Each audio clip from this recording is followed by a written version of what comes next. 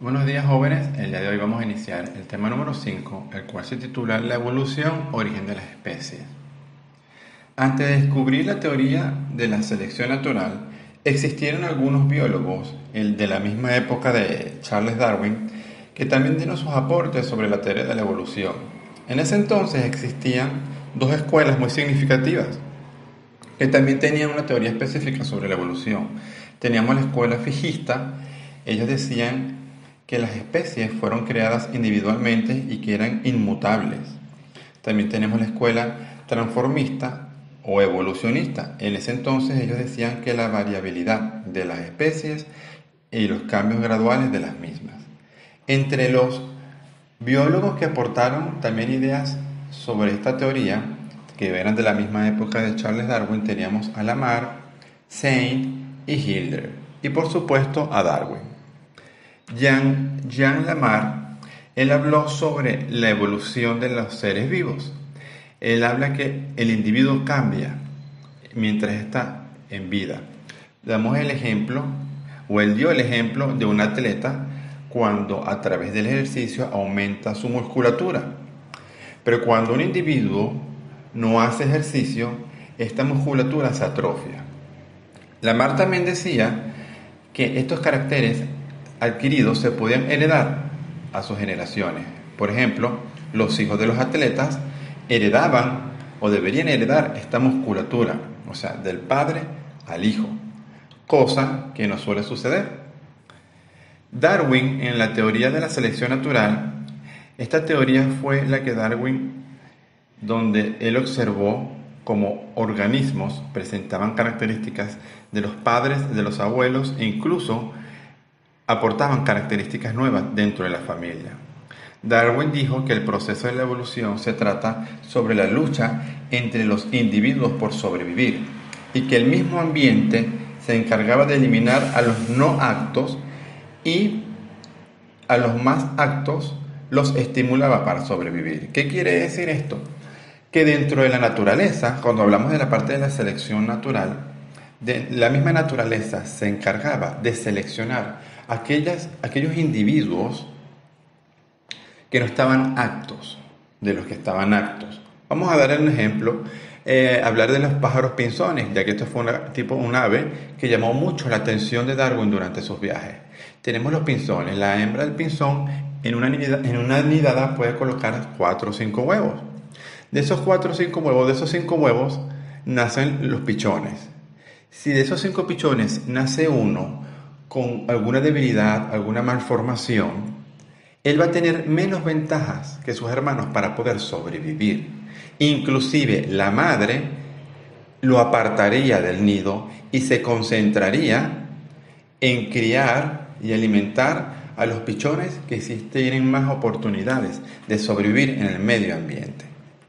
Entonces podemos observar, cuando se habla de la selección natural, es que el mismo ambiente, la misma naturaleza se encarga, de manera tal vez directa o indirecta, pero es la que se encarga de ir seleccionando aquellas especies o individuos, mejor dicho, aquellos individuos que están aptos para sobrevivir y los que no están aptos. En cuanto a aquellos individuos que sí están aptos para sobrevivir, se van reforzando sus habilidades. Darwin encuentra indicios de evolución durante su viaje a las Islas Galápagos en el barco Beagle. El Beagle fue un barco donde Darwin realizó sus viajes alrededor del mundo. El propósito de Darwin en este viaje era el de recopilar información sobre la fauna, flora y fósiles y otros. Esta expedición duró 5 años. Darwin visitó todas las Islas Galápagos, en Ecuador. Él observó plantas y animales sudamericanos y se dio cuenta que eran diferentes a los que existían en Gran Bretaña. Allí Darwin tuvo la oportunidad de observar y comparar las especies en las diversas islas en las cuales él visitó y notó que los pájaros pinzones, un tipo de ave muy común aquí en América, y las tortugas tenían ciertas características diferentes en comparación con las de las otras islas. Y se preguntaba, ¿a qué se deberían estas variaciones si son de las mismas especies? O sea, por supuesto, Darwin visitó las diferentes islas Galápagos en Ecuador y vio que cada isla habían aves, pero con diferentes características, igualmente con las tortugas. Entonces, de allí nace esa incógnita de Darwin, porque son diferentes. ¿A qué se deben estas variaciones si son de la misma especie y el clima es el mismo? Durante los viajes de Darwin, él logró encontrar algunos fósiles que estaban relacionados con las formas vivas. Darwin realizó excavaciones donde encontró restos de fósiles en América del Sur. Entre los fósiles que él encontró, él vio un animal muy grande que se llama el gliptodonte. Este fue una especie de cachicamo o armadillo gigante. Este era un animal que tenía una longitud de 4 metros de largo. Darwin observó que eran muy diferentes a los armadillos o los cachicamos actuales. Entonces Darwin se dijo, si estos animales extintos se hubieran originado separadamente y fueran inmutables, no habría ninguna razón para que se asemejaran a las especies actuales, ya que si los fósiles eran de la misma especie actual, no debían existir tanta diferencia.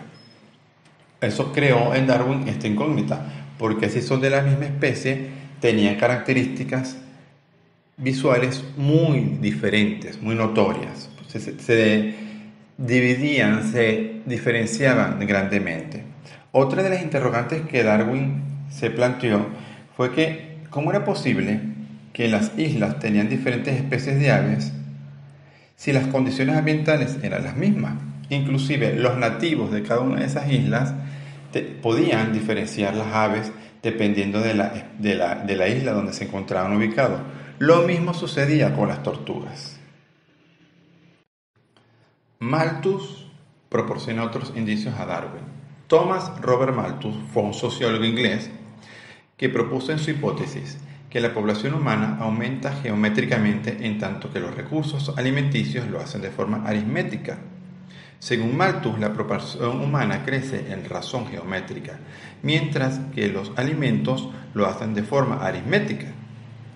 Malthus afirmó que estos resultados conducían a la lucha por la existencia entre los miembros de la especie humana. Él resalta que esta desproporción entre el aumento de la especie humana y el aumento de sus alimentos le llevó a pensar que todo debía ser por la lucha y la existencia. Cuando Darwin lee los aportes de Malthus, él dice que bajo estas circunstancias tendrían que conservarse las variaciones favorables y a destruirse las desfavorables. El resultado de esta lucha sería la formación de una nueva especie. También tenemos a Alfred Russel Wallace. Él postulaba la misma teoría de Darwin. Este fue un científico inglés que vivió en Malaya y junto con Darwin prepararon conjuntamente su teoría, la cual presentaron en la Sociedad de Londres. Esta teoría se basaba en que el fundamento de la teoría de Darwin provino del estudio de las variaciones entre las especies domésticas. Él observó los trabajos de los criadores y los agricultores, buscando evidencias para apoyar sus postulados.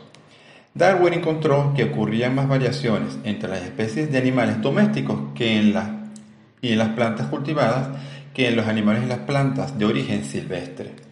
Él realizó experimentos sobre cruces de variedades de palomas domésticas y encontró que cruzando palomas con diferentes características podrían producirse variedades completamente nuevas, en que algunos aspectos se parecían a las palomas silvestres, pero diferían en muchos otros. A continuación deben realizar la siguiente actividad en su cuaderno. ¿En qué consiste el darwinismo o la teoría de la selección natural? ¿Cuál fue el propósito del viaje de Darwin en las Islas Galápagos? ¿Cuál es el nombre del fósil que Darwin encontró en América del Sur? ¿Qué mencionó Darwin sobre las variaciones de las especies domésticas? Bueno, jóvenes, muchísimas gracias. Nos vemos en un próximo encuentro.